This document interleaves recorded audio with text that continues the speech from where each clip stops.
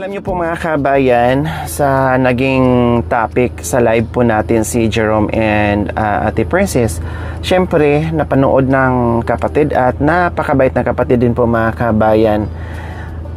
Nung napanood po niya mga kabayan, Matik ay nag-message po sa atin dahil doon sa nangyari sa ginawa ni Jerome and Princess. So ngayon ito po yung kanyang message sa ating mga kabayan. Sabi ni Marie Chris, "Ma'am, gandang gabi po. Ako na po humihingi ng tawad sa inyo sa hinding magandang pag-uugali ng mga kapatid ko. Pati ako nadismaya sa kanilang maling gawain po.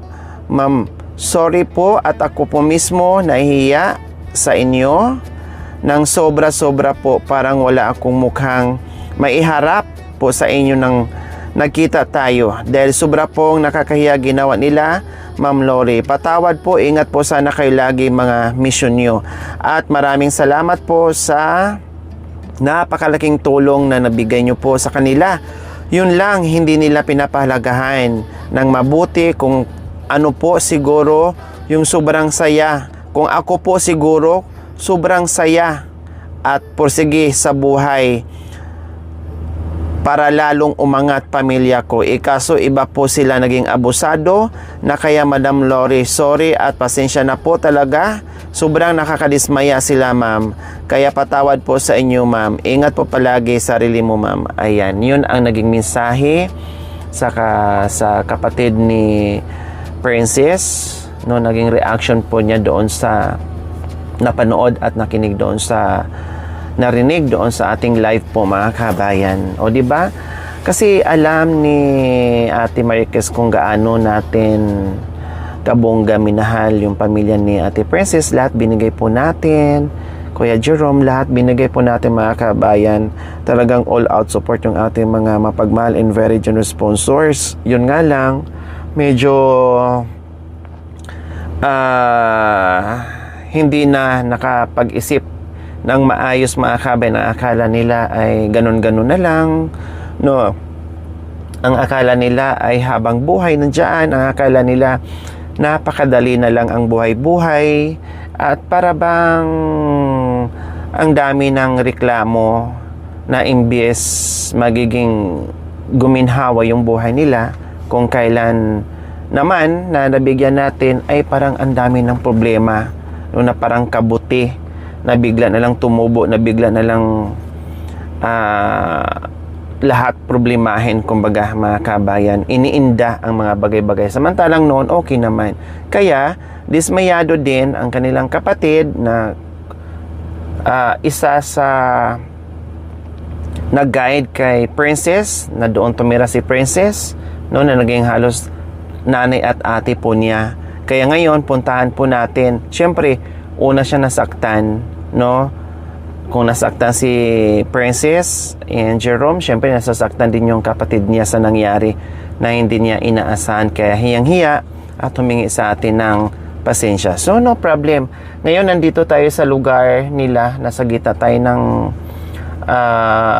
kabukiran. Dapat kahapon nandito kami, kailan napakalakas ng ulan. Nakita nyo naman yung daan mga kabayan, rough road. Baka mamaya hindi tayo makadaan, no?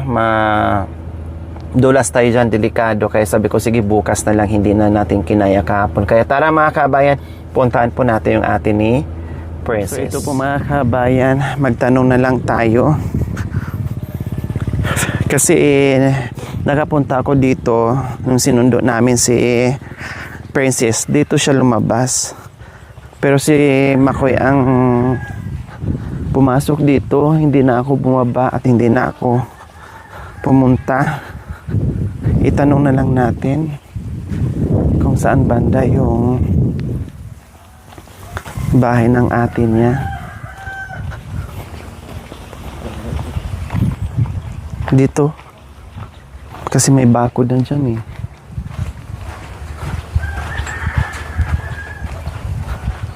Ang tanong kung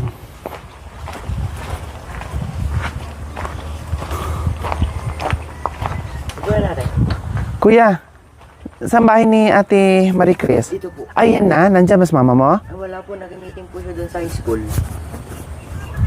Anong oras siya umalis? 8 po. 8? Opo. Pwede mo siyang tawagan? Sige po. Na nandito ako? Oh, ito pala ang bahay ni Ate Marie Chris. Buti may tindahan, masipag. Boy, among yung number ni mama. Ang galing, may tindahan si Ate Marie Chris, mga kabayan. O, di ba? Kahit pa paano mayroong income. O, for sale, yellow, ice, rice for sale, bagas. O, hindi mo pa maintindihan yan. Rice, tapos bagas. Ibig sabihin, bigas din to, bagas. O, Meeting kasi may yellow pa, may ice pa, kompleto ricados, mga kabayan, hindi mo pa maintindihan yan. So, may meeting kasi first day, ay second day ng ngayong pasukan.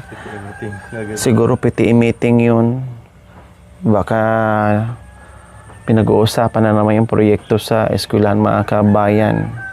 Kung ano na naman makontribute sa mga magulang. Dapat ang DepEd ang kalampagin kasi nandoon yung budget para sa school. Kuya! wait lang po. Pumasok na talaga ako, hindi ko natiis. Wow, tinan mo naman, mga kabayan, oh. 'Di ba? Kasi malayo sila dito sa Kabiasnan, gitang-gitna. May mga gulay-gulay na dito. Oh, aba, marami kayong paninda. Papasok ako, kuya, ha? Kunti lang naman nakawin ko, kuya. Hindi ko naman to kayang ibulsa lahat. Oh, nakakatuwa si Ate Marie Chris. Nakakatuwa siya. Oh. Habang nag-aantay tayo, mga kabayan, tagay muna tayo. Oh, may mga alak. Oh, di ba? Nakakatuwa. Oh, aba. Ako'y natutuwa ni Ate Marie Chris, mga kabayan. Oh, tricycle driver ang trabaho ng kanyang mister. Tapos siya, nagbubukid sila. Pero ang mga paninda niya, mga kabayan, kahit ganito ang mga kabayan, basta marunong ka lang mag-rolling. Kasi alam naman natin magkano ang kita nito. 'Di ba? Oh, bumabawi sila sa alak, sigarilyo, mga ganyan, mga dilata. Pero yung mga ganito, mga palamuti na to, kunti-kunti lang ang nila. Kunti-kunti lang ang kinikita nila dito. Basta wag lang mangutang. Bakit hindi kayo nagpaskil, kuya, ng bawal utang ngayon, bukas na lang? Meron po nakalagay dyan. Saan? Walang kung saan niyo po nilagay. Bawal utang ngayon, bukas na lang. Opo. Tapos pagising mo ng kinabukasan ulit, yun na naman ipaskil mo, bawal utang, bukas na lang, bawal utang ngayon. Ganun ang diskarte sa mga sa nagtitinda. Araw-araw may paskil, bawal utang ngayon, bukas na lang. Oh, aba, nakakatuwa si Ate Marie Chris, ha? Nakakatuwa, magaling dumiskarte. O, ganun lang ang buhay-buhay, mga kabayan. Kahit kunti-kunti, piso-piso ang kinikita araw-araw, basta merong pumapasok. Nako, dati halos ganito lang din kalaki yung tindahan ko, mga kabayan. No? Halos ganito lang din kalaki, kailang marami akong bigas. Dahil sinusuplayan ko yung mga nagtatrabaho sa farm, no, sa tubuhan. Marami akong bigas. Sa bigas, para mga kabayan, laki na ng inaabot. Pero kumita at nakakapag-ipon, nakakatulong pa. So, diskarte lang kung paano. No? Kasi kung ito lang din ang asahan, mga kabayan, ay wala. Anong trabaho ng papa mo? Construction po. Oh, construction. Tapos nagdadrive ng motor, hindi naman. Hindi naman po. Construction. Si mama mo, Yun lang po. Dito sa contractor. taga-tinda lang po. Taga-tinda. O, at least, si papa mo kumikita, si mama mo kumikita din sa bahay. Oh, tapos may sakit pa yun, ha? May sakit pa yun yung mama nila, pero madiskarte. Bakit wala ditong pera? Ay, naniyo. Pera talaga hinanap. Gusto niyo po tubig? Hindi, pera ang gusto ko, be. Wala po. Mangutang ako, be. Okay lang yung tubig, matiis ko yung uhaw, pero yung kailangan ko, mangutang talaga. Hindi, okay lang, be. Okay lang. Manghingi na lang ako pag salamat, okay lang. Longganisa, 45. Ramen, 18. Pelis, 12. Canton, 18. Oh. Canton Red. Ah, may Canton Red ba? 16. Balatong, 30. Oh, nakalista. Dahil umaalis para yung mga anak nila ay mabenta ng maayos. Oh, wow. Maganda dito, ah. Natutuwa ako, buti na pumunta ako dito. Magkano yung itlog maalat niyo? 18 po. Ay, ito, 18. Ay, bakit? Dos lang. Sa kun po yan sa stick upo. Ha? Sa stick upo yan ng 1. O, kung di pumasok na siya dito, ito na yung presyo niya, dos lang. 18 pala. Oh. Anong sabi na mama mo? Papunta na po dito. Pauwi na daw siya? Opo. Nakakatuwa.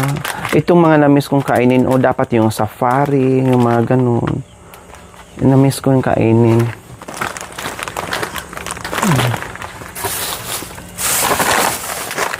Wala ka malang inalok sa akin, Bi. Tubig naman inalok mo, Bi.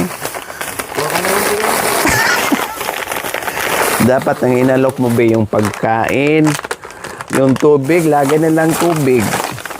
Pag alis ko ng bahay, pagbaba ko, tubig. Pagdating dito, tubig pa rin. Meron po din, tsaka dito sa akin. Naghahanap ako ng pagkain. Kasi may isang uniform. Hindi ko na pagkain ng mga. Pagkain ng mga. Hindi siguro ba? Bawal mangutang, maaga pa. Namiss kita, Mami Lulu. I miss you. O, di ba ang ganda ng upo ko dito sa bahay mo? Ako'y natutuwa sa bahay mo, ha? Ako'y natutuwa sa bahay mo. Malinis, malaki, may tindahan ka pa.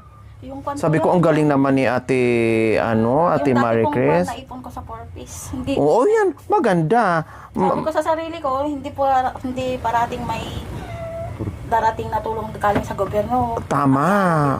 Ginawan mo ng paraan na merong may kinikita. Ang galing. Natuwa ako. Ang linis ng bahay mo palibot, mga kabayan, ha? Hindi niya alam na pumunta kaya nga nandun siya sa school. Tapos pagdating ko may nakita akong tindahan. Tapos tininan ko. Wow, o dapat ganyan. No, diskarte lang talaga sa buhay-buhay. Okay, so napadpad kami dito, Ate Marie Chris, meron tayong pag-uusapan. So, ayan, dumating din po si Ate Chris. Yes, kasi nakikipag-meeting po mga kabayan. So, inantay ko po talaga, no, buti na may tao dito at tinawagan ng anak niya. Bunso mo anak yan.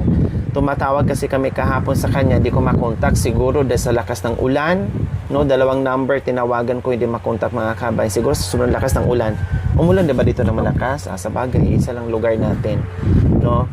Sobrang lakas ng ulan, hindi ko makontak-kontak, kaya sabi ko, wag tayong susugo doon, baka mamaya kako. Wala diyan si Ate Marie Chris kako.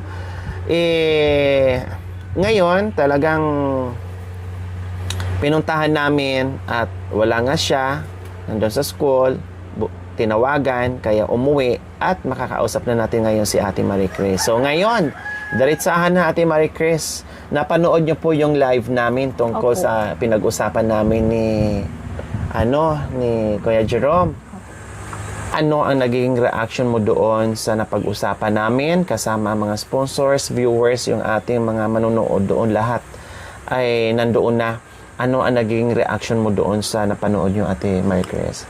Kwan po, na dismaya din, kaya lang, wala naman kaming magagawa. Siyempre, pinagsabihin ko po kasi sila noon, sabi ko kay Jerome sa kay Princess, sabi ko po sa kanila, hindi porkit may ayuda kayo buwan-buwan, may tubig, may libreng ilaw, tulong sa bigas, sabi ko po sa kanila, huwag kayong aasa doon. Tama. Dahil hindi forever po na darating yung mga ayuda kako. Tingnan nyo nga ako, sabi ko, ang alam ko, hindi ako matatanggal sa purpose. Sabi ko pa sa kanila, hindi ako talaga nagbabase lang sa tulong. Gumawa Tama. kayo ng gumawa kayo ng paraan para kayo mabuhay. Sabi ko, ma'am, kaya lang po, nung napanood ko yung vlog, sabi ko, ay wala.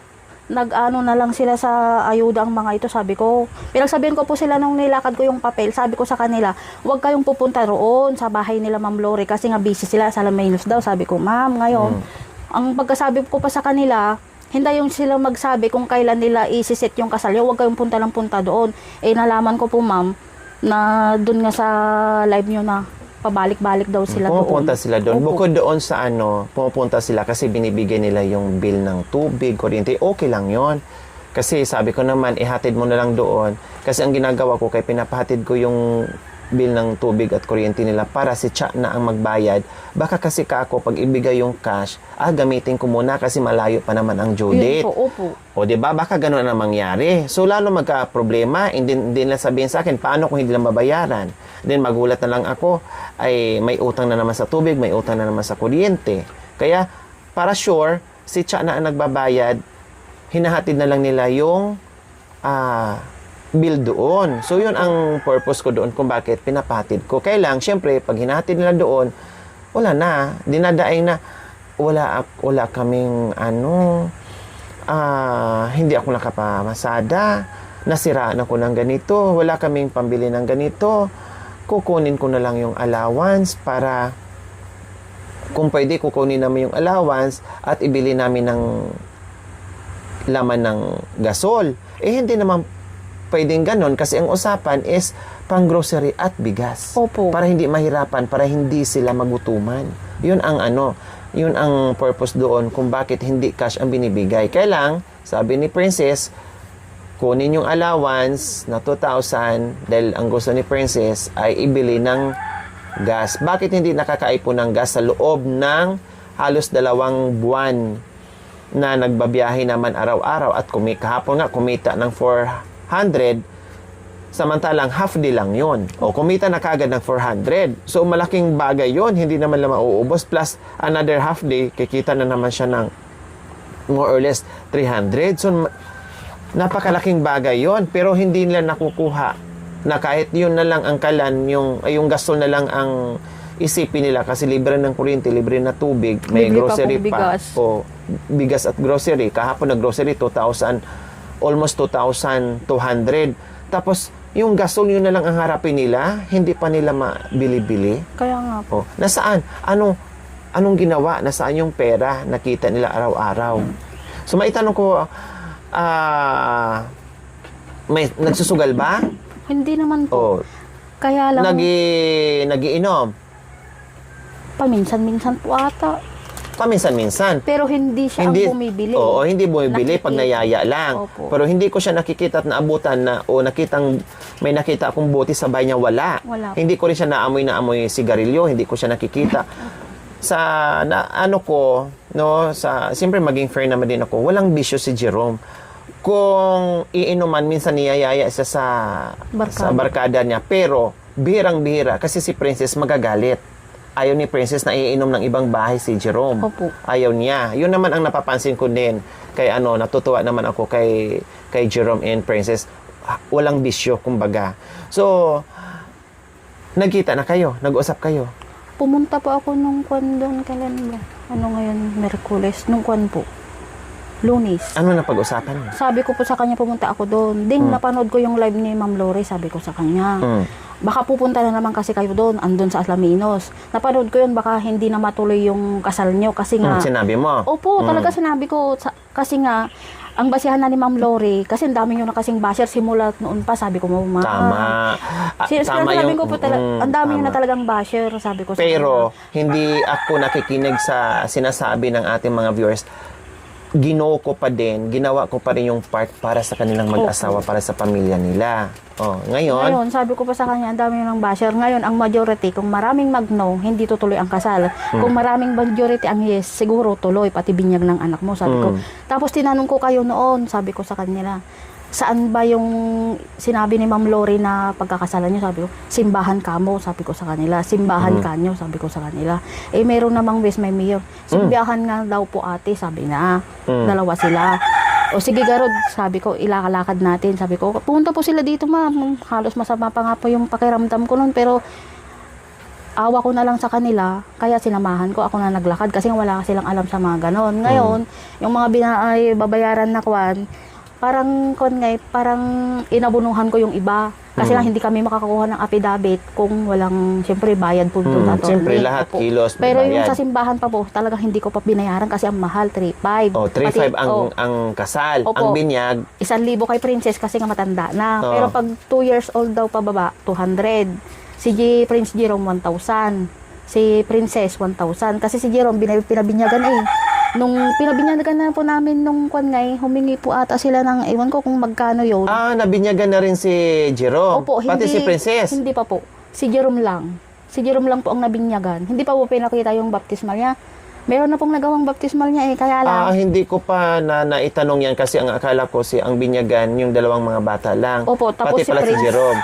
Opo, hindi po kasi siya makakaano. Si Princess, ibig sabihin, hindi rin nabinyagan. Hindi po. So isasabay siya ngayong Opo. Kaya pala aabot ng more or less 5,000. 5,000. Opo. Pero ang nagastos sa papilis, pinakwenta ko kahapon ni Jerome at saka ni Princess, umabot ka ng 6,500. Opo, kasi ngayong ang daming affidavit na pinakuha sa kanya, tagto 200. Wala kasing binigay na resibo si Kwan pero ang tagabayad po noon si Jerome. Sabi ko sa kanya, kumuha ka ng resibo para pakita mo kay Ma'am Lore, sabi ko. Pero nakalimutan niya po, pero si Jerome talaga ang tagabayad. Parang sinasamahan ko lang, ginaguide ko lang po siya. Ngayon, si Jerome po, hindi po siya issuehan ng yung live birth niya, yung birth certificate po, kung hindi nabinyagan doon mismo sa Kwan. Kasi kailangan po doon sa requirements niya para ma-issue So, binigyagan pala siya. Opo, nagbayad po kami ng Kwan, 1,400. Okay lang yun. Walang problema kasi ako nga naman nag-offer sa inyo na isikasuhin yung papilis para mabinyagan yung mga bata at para makasal sila. Opo. So, yun pala, pati si Princess, si Jerome na binyagan na, si Princess wala pa. So, isabay sa kasal at binyag ng mga bata. Opo, sana. So, walang problema. Walang problema. Hindi po ko daw naman po kine-question yun. Hindi daw po sila maikakasal kung hindi nabinyagan yung nanay. Ganon. Opo. So, no problem. No problem. Hindi ko kine-question yung yung gastos sa kasal sa binyag. Opo. At pati yung pagkain, di ba? Nag-usap na tayo na Opo. sabi mo mga sa akin, Ate Lori, huwag na lang sa karinderya, huwag na lang sa labas kakain. Kung pwede, para makatipid tayo, magluto lang sa bahay. Pero pinag-usapan ko yon kasi ayaw ko na yung mapagod kayo at Opo. ayaw ko na magiging hassle. So sabi ko, sabi ko, sige, pag-isipan ko kung either magluto tayo or kakain na sa labas para pagkatapos, uwian na, wala nang pagod kumbaga. Yun Opo. yun ang iniisip mahirap ko. din po sa bahay pag magluto na kasi daming kuwan. Tama. Tapos hiram pa tayo ng mga gamit dahil hindi kompleto. So sabi ko, kain mahirap na po lang. magluto dun sa maliit yung space. Walang space sa likod. Ngayon, dahil yung napag-usapan natin, gumastos na ng papilis at Marie Chris, malabo na.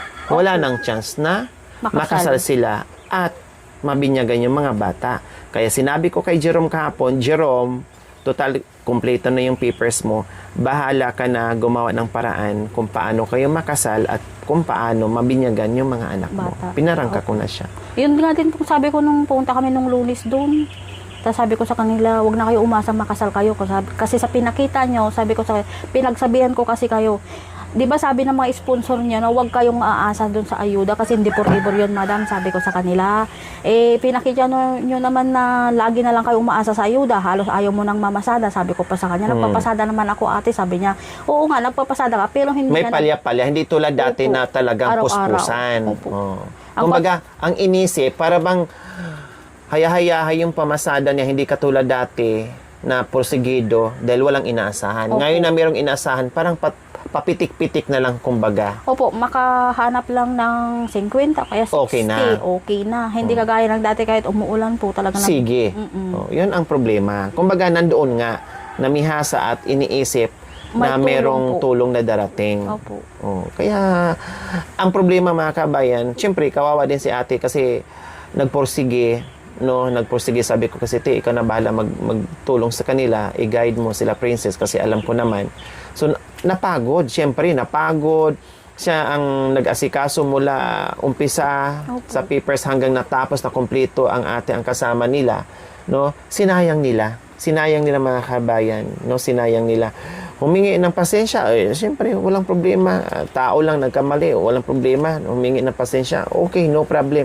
Yun nga lang, yung nasira, yung nasira mga kabayan, ay mahirap na, kumbaga. Mahirap nang ibalik. Kaya ngayon, sabi ko, sige, mag-usap kami ni Ate Marie Chris at kung ano ang naging reaction niya. Dahil nag-message nga po sa akin si Ate Marie Chris, mga kabayan, di ba? Nahiya humingi ng pasensya sa akin. Pati ate nila nahiya sa ginawa nila. Sabi ko na, no problem. At hindi nga naman. So, sa palagay mo, Ate Marie Chris, kung kayo ang tatanungin ko, ay deserve ba nila yung second chance na makasal at mabinyagan? Sa tingin mo? Sa akin po, dahil pangarap po nila yon, deserve po nila sana. Kaso, ang inaano po natin doon, kung makasal sila, salamat po. Pero kung hindi, ayos lang po kasi sabi ko nga sa kanila na huwag kayong umasa sa ayuda sa mga sponsor kasi kung aasa kayo doon, sabi ko, wala na kayong patutungan kasi nakadepende na lang kayo sa mga ayuda nyo. Sabi ko po, ma'am, ngayon, wag na kayong umasang makasal kayo kasi nga, ganun ang ginawa nyo. Halos pabalik-balik daw kayo kay Ma'am Lori na ganito, ganyan, kung anong sinasabi nyo hinihingi. Sabi ko po ma'am sa kanila. Pero sabi ko, kung hindi kayo makasal, sorry na lang. Maghintay na lang kayo yung libreng kasalan kung talagang gusto nyo. Total naman, tapos na yung mga papilit nyo. Sabi ko po, ma'am, ngayon sabi nila, sa akin, wala kaming magagawa ate kung ayaw na nila. Kasi nga daming yung basher. Ang majority na ngayon, sabi ko, Puro no. pag nag-no sila, talagang hindi na makakasal. Kasi nga yung mga sponsor din ang magbibigay sa inyo ng tulong para makasal kayo. Sabi ko po, ma'am. Tapos si Ate Lori, ngayon, na-stress sa inyo dahil sa ginawa nyo. Imbis na magporsikiti kayong maghanap buhay kasi, hinihintay nyo na lang yung ayuda. Makahanap lang kayo ng kaunting pera, tama na. Sabi, ang sinagot naman po nila sa akin, na bibili daw ng mga gatas ng mga anak nila. Sabi Bakit ko, dati hindi. gano'n naman din? Opo, Bakit araw-araw ba bibili ng gatas? Kwan Hindi po. naman. Araw-araw po, yung binibili lang na kasi nila yung swak ngayon na maliit. Ay, maliliit lang. Opo. Pero sabi ni Princess kahapon, bumili sila 300 plus, umabot ng 10 araw. O, kasi bumili sila ng ganyan, pinakita sa akin. O, inaabot ng 10 araw. Kung bibili man sila ng pakpak, magkano lang naman yung ganon? 15 po. 15? O, 15 lang naman. Mabigat ba yung 15 sa isang araw? Tapos, correction pa, Ate Marie Chris, yung ginastos ngayon sa papilis nila at sa kasal at binyag, walang sponsor yun. Opo, sabi ko nga po, pera Walang ni Ma'am sponsor. Lori. Pero yung itong kasal po, sabi ko sa nga, ang basihan na ni Ma'am Lori, kung itutuloy niya o hindi yung Oo, kasal. sa sabi mga- ko, so yung mga, kung na lang niya, yung Mga viewers natin at po, sponsors opo. natin kung mag-no o yes. Noon, sabi ko sa kanila, ma'am, ang daming gustong makasal sila. Ngayon, sabi ko, nakikitaan ata ng Hindi maganda. magandang pag-uugali. Sabi ko, ma'am, parang nadismaya yung mga viewers, yung mga sponsor ni Princess. Sabi ko, baka ipakat na lahat. Sabi ko, ma'am. Yung ano nga yung ayuda niya na 2,000 buwan-buwan, in advance na kaagad ang bigay sa akin yun. So, nabigay ko na yung 3 isang buwan na lang. Sayang Tapos nga. magpapadala na naman sana, pero sabi ko no, wag muna please. Kasi kailangan muna natin tingnan kung deserve ba nila i-continue or hindi. So, stop muna. So, ang kuryente nila tubig, sige, pagpatuloy. Pero, yun nga, after nyan, wala na. Kailangan nilang kumilos at ibalik ang sipag ni Jerome sa dati na masipag bumiyahe, mamasada, ibalik ni Jerome yun. Para hindi siya aasa, kaya sabi ko, stop yung mga tulong. So, ngayon, Ate Marie Chris, dahil nakasaksi kayo na noon pa naman marami silang bashers, Okay. kailang syempre gino natin sa kagustuhan natin na matulungan. Tapos hindi na natin nakayanan, ito na nga ang nangyari. Yan din ang mga sinasabi ng mga viewers natin noon. Ganito si Jerome, ganito si Princess. So yung iba nangyari na nga. Naapektuhan ngayon yung kasal nila at binyagan. Kung kailan natapos na sana at nagawa nyo na ng paraan na makuha lahat ang papers nila, saka pa sila nagkaganyan, hindi nila inisip. Opo, yun nga pong sabi ko sa kanila. Sige ding, sabi ko, tutulungan ko kayo hanggat hindi pa ako natatawagan doon sa, alam nyo naman ang sitwasyon ko. Sabi ko, ma'am, sa kanila, opo sila ng opo. Pero sabi ko sa kanila, kahit na may tumutulong sa inyo, may mag-ano doon sa kwanyo, sa mga tubig at kwanyo, sabi ko sa kanila, huwag kayong aasa lahat sa ayuda. Kasi, minsan sabi ko, pagka nakagawa lang kayo ng unti niyan, makakat lahat. Sabi ko, gumawa talaga? kayo, gumawa kayo ng paraan ng magpursige para sa sarili nyo, sa buhay nyo, na umangat din, sabi ko sa kanila. Wala, kung ganyan na asa lang kayo, walang patutungan ng buhay nyo, sabi ko pa sa kanila. Hindi naman sumasagot-sagot sa'yo. Upo lang po ng upo. Katwiran ng kwitran, ganito. Si Jerome, ganyan. nakausap mo din. Sila pong dalawa. Wala ding second demotion si Jerome sa mga sinasabi nyo. Yun lang pong sabi nila na ibibili daw ng merinda, gatas ng mga anak nila. Ngayon walang gas. Sabi ko, magtipid garod kayo sa kuryente, malamang baka na kayo ang magbayad niya ng ilaw sa katubig nyo kasi nga yung ginagawa nyo yan, pati gas iaasa nyo sa kanila, nakakahiya naman, sabi ko, talaga nang sa inyo yan, ang sa kanila grocery lang, hindi na kasali ang gas, sabi ko pa sa kanila, ma'am, wala ang hirap. Pati yung motor, wala dyan. Kwan daw po, tinanong ko pa rin po yan, nakapansin ko, sabi ko sa kanya, ay Jerome, asa na yung motor mo, sabi ko, andun sa pinsan ko, ate, sabi niya, bakit andun?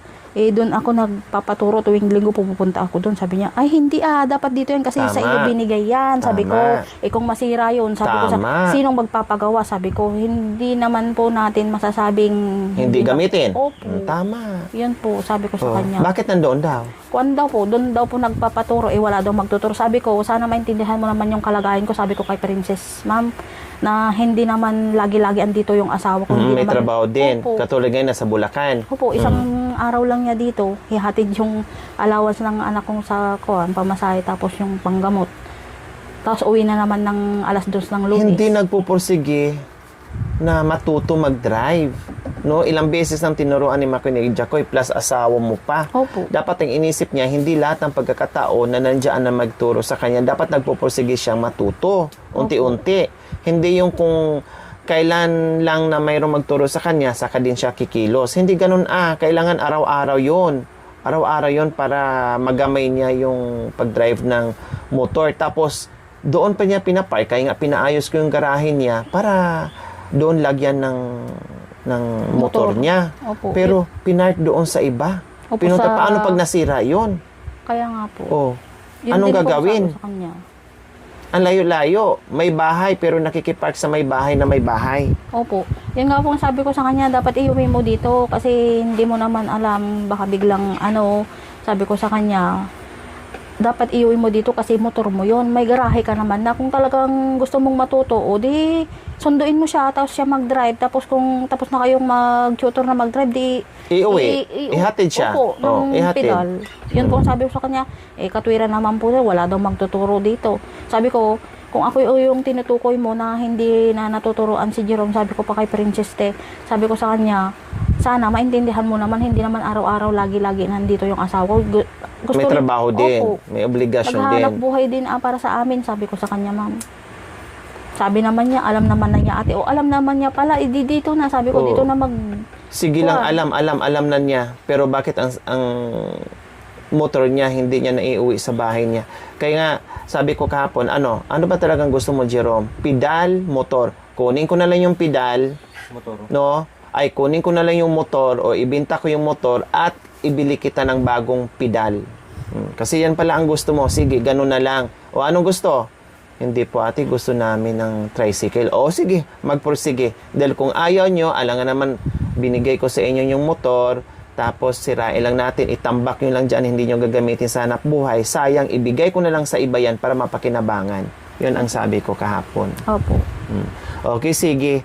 Ate Marquez, pwede ba punta muna tayo saglit kay Jerome? Opo. Ihati din namin kayo dito mamaya. Opo. Okay, sige. Punta tayo. Hindi po.